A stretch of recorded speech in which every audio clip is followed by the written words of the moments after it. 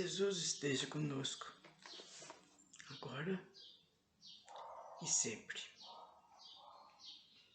Estamos fazendo um estudo, procurando dar uma orientação para os nossos companheiros que deverão trabalhar, ou que precisam trabalhar nos terreiros de Umbanda. E como sei que muita coisa não é explicada, então estou passando para que as pessoas já vão vendo, já vão observando e já vão tendo uma ideia no que se refere a esse trabalho. E tem coisas que não irei falar. Primeiro, porque nós estamos apenas dando uma orientação para aqueles que são médiums, que vão trabalhar lá, receber seus guias. E depois outra, cada centro, gente, hoje em dia, infelizmente, cada um trabalha de acordo com aquele chefe de terreiro. Às vezes o que é feito num, não é feito no outro. O que é de importância para uns, no outro já não é. E assim depende do local onde aquela pessoa vai trabalhar e seguir as normas que foram dadas pelo chefe de terreiro, pelos seus guias, por outros guias, as quais vão te orientar, vão te mostrar. Então tem coisas aqui que não tem como nem porquê eu falar, né? E porque os guias, né? Aqueles caboclos, os pretos velhos, né? Os baianos, exus, as entidades das quais se manifestam, eles usam uma espécie de um giz chamado pemba. E com esse giz, ele risca, né, pontos de acordo com aquilo, com o seu trabalho, de acordo com aquilo que ele quer que se manifesta. Então isso não há necessidade de falar que tal ponto é assim, tal coisa é assim. Isso daí cada um vai aprender, vai se orientar no centro que for trabalhar. Então eu só falo que existem muitas coisas que lá dentro, com a orientação, com aquilo que eles seguiram lá dentro, e seus próprios guias também vão orientá-lo bastante, né? Não é só os guias de outros, da gente também orienta bastante, dá muita intuição das coisas que a gente tem que fazer. Então, por exemplo, aquela parte de oferenda que é feita na Umbanda também, não direi nada a respeito, porque não há necessidade. Os problemas por exemplo, as fases da lua, que às vezes a gente fala também, né? Porque às vezes a pessoa poderá entender errado, ou poderá fazer errado, ou não entender. E tem muitas pessoas que fazem a esmo, sem prestar atenção, sem observar, sem seguir direito. Quer dizer, faz de qualquer jeito. Então isso é perigoso. Para todos nós temos que ter parcimônia, nós temos que ter entendimento, nós temos que ter respeito, sobretudo. E não fazer nada de brincadeirinha e nem pensando em alguma coisa que não deva. Por isso que a orientação aqui é só para aqueles nossos médios que eu sei que muitos estão sofrendo, né? Porque a gente sofre mesmo. É um problema, gente, não dá nem para explicar. Não dá para explicar, porque é a nossa parte espiritual que sofre. E se a gente não seguir, desde que aquele médico ficou sabendo, ele tem a obrigação de ir, de procurar um lugar. Ah, eu não achei nada até agora. Então vai rezando, vai lendo, vai estudando, né? Seus próprios guias farão uma busca por aí afora e vai orientá-lo a seguir, a ir. Ninguém está sozinho nisso, ninguém. Ó, a mediunidade na lei da Umbanda. A mediunidade é uma faculdade que dizem é comum a todos, em maior ou menor intensidade, ou melhor, em estado passivo. Ela está em todos nós, e em estado ativo, um número muito reduzido de pessoas. Dentro da mediunidade, há aparelhos cujo dom é inerente à lei da Umbanda e que aferem 3 planos de vibrações mentais, formando uma hierarquia do espírito para o espírito evolutivo para involutivo. Assim, é que esses 3 planos se formam em 7 graus intermediários por afinidades, com os orixás, os guias, protetores, militantes de uma só lei. O primeiro plano faz sentir sobre um mental elevado, de ótima inteligência, intelecto desenvolvido por mente espiritual, já com influência mais sólidas concepções, para certas concepções. Estes são os aparelhos missionários escolhidos pelos orixás, espíritos que têm funções de chefias. Nas legiões, falanges, subfalanges da Umbanda, altamente evoluídos, esses aparelhos estão no momento em proporção de 5%. Quer dizer que só tem apenas 5%, né, de médium nisso daí, nessa parte. No segundo plano estão os de karma evolutivo, cujo dom está em atividade mental, tem boa inteligência, relativos a conhecimentos com capacidade para conceber certos princípios, por intelecto já bastante desenvolvido. Eles se tornam veículos dos guias, espíritos que têm chefias de grupamentos, também de grande saber, intermediários entre as ordens de cima e as de baixo. Esses aparelhos, na atualidade, se contam em proporção de 15%. Já no terceiro plano, estão todos cuja mediunidade é pura e simplesmente de efeitos karmânicos, isto é, probatório, que é a maioria de nós, né? A nossa maioria é essa, a probatória. A gente tem coisas a tratar por causa de vidas passadas.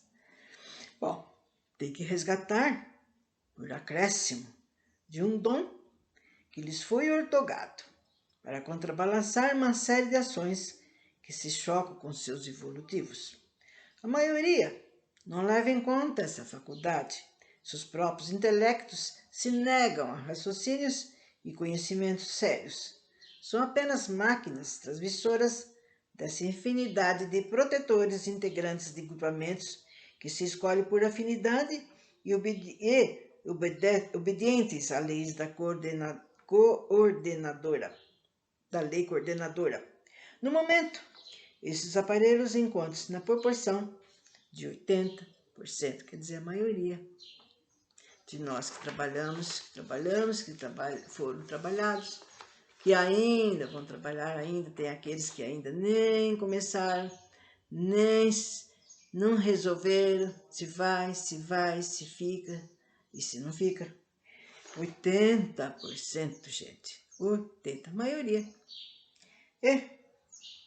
Muitos, eles acham que é uma coisa do outro mundo.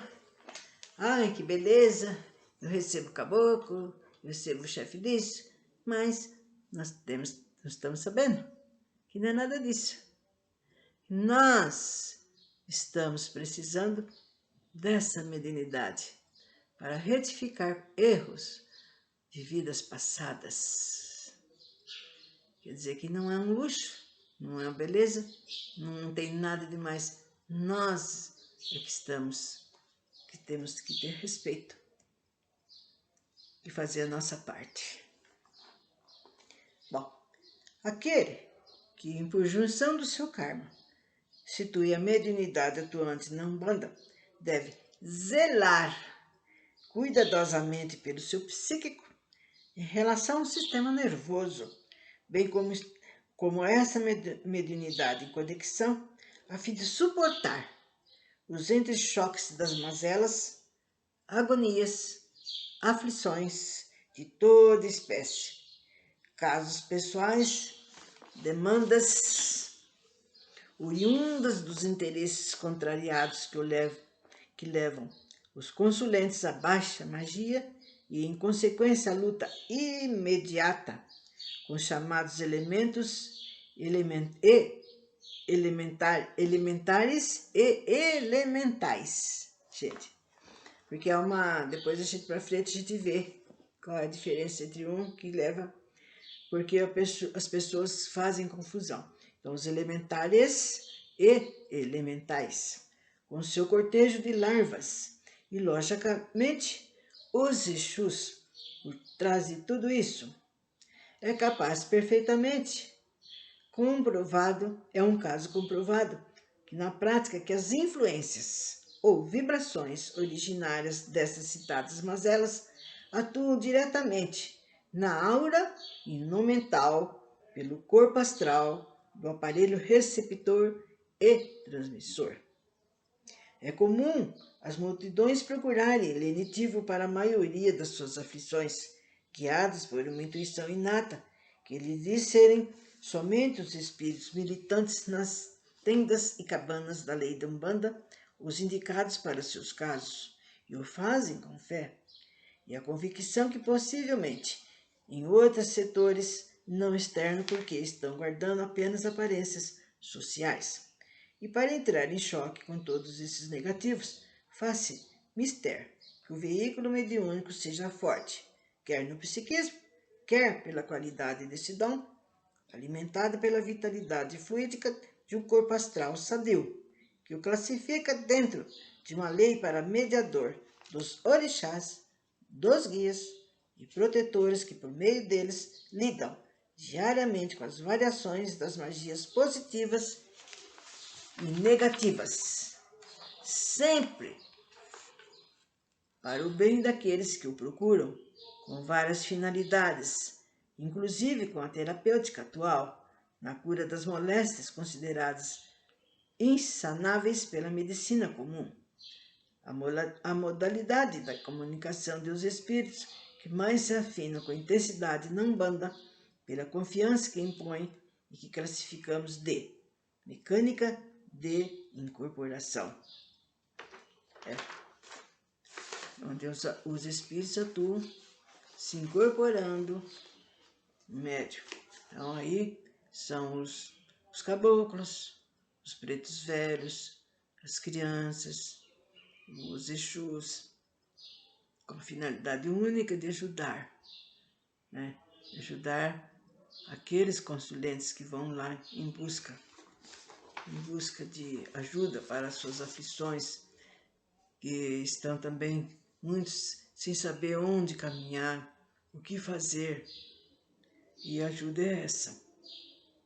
Bom, vamos ver então. Então vocês viram que é pela mecânica da incorporação. Essa mecânica entrosa duas fases. Então eu já vou dar aqui, nessa parte de hoje, de agora, para que não fique dividido. Primeira fase, inconsciente, em que o corpo astral do médium cede em toto, quer dizer, em todo, a direção da máquina física a uma entidade afim. Segunda fase, a semi-inconsciência, em que o corpo astral do médium cede parcialmente a direção da sua máquina física a uma entidade afim. Apenas o subconsciente sabe, mais ou menos, o que se passa, mas não tem força direta para interferir na transmissão da entidade e, em geral, depois do transe, ou conserva a lembrança confusa do ocorrido, ou nem ao menos isso. Estes fatos acontecem quando a pessoa realmente tem o dom da mecânica da incorporação. Porque tem casos que... Existem tantos casos a serem vistos, gente, estudado, mas tem casos que às vezes o médium, na realidade, às vezes não tem nenhuma. Eu estou sentindo, eu estou não sei o quê. E vai lá, é animismo, né? Ele começa a imitar que ele está recebendo, que ele recebeu, e assim por diante. Por isso que eu estou falando que há necessidade de estudo, para a gente se orientar né? Não cair em coisas que não devam. Bom, mas não devemos confundir essas duas variantes de uma qualidade com a da irradiação intuitiva, em que não há incorporação. As partes motoras e psíquicas ficam incólumes, apenas a sensorial, pelo cérebro como órgão interior, imanta do corpo certa sensação que põe o mental em receptividade às instruções.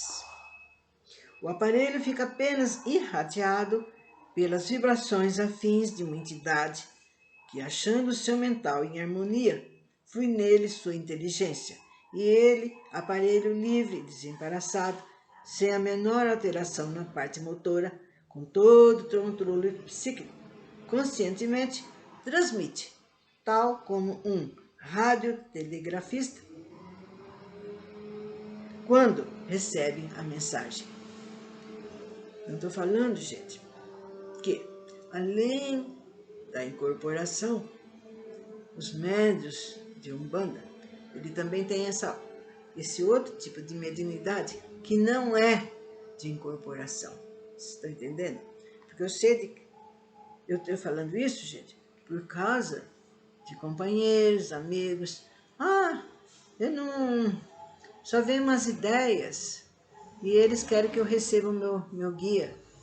E é o caso que acontece às vezes. Ele não é para receber nenhuma... Ele pode estar, sim, o guia dele do lado. Mas não é caso de incorporação. Isso você que está entrando, que vai começar, tem que ver isso, né? Porque às vezes tem lugares que forçam, quando não tem, não é para ser forçado. E aquele médium às vezes é um ótimo médium de intuição, né? Poderá trabalhar e aí ele fala, nossa, não estou igual aos outros, não estou recebendo. E fica por aí, não vamos ver. E não é assim. Tem que ser orientado, sim, tem que ser aproveitado, porque a intuição, essa mediunidade, vai ser uma que vai ser demasiadamente usada no futuro.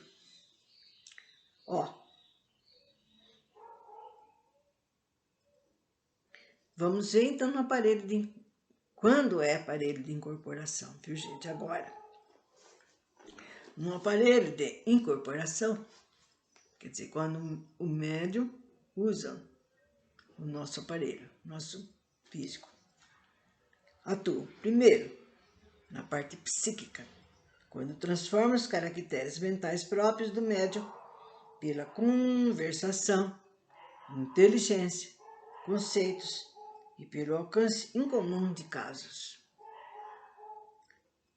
Segundo, na parte sensorial, quando por intermédio do corpo astral grosseiro atua diretamente no cérebro para coordenar o psiquismo.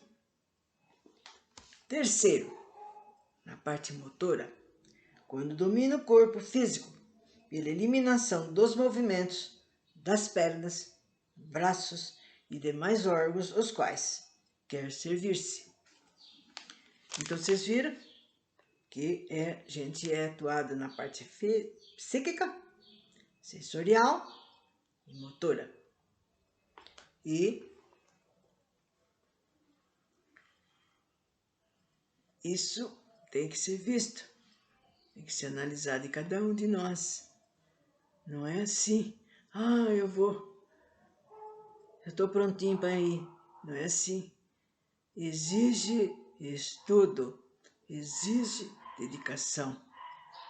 Porque nós temos que usar a nossa mediunidade para os fins bons, ou seja, ajudar aquele irmãozinho que aparece lá desesperado, aflito, com influência espiritual, com obsessor, às vezes com uma mediunidade que não foi desenvolvida e um monte de coisas.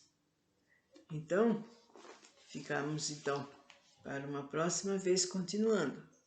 Mas sempre algumas coisas que são...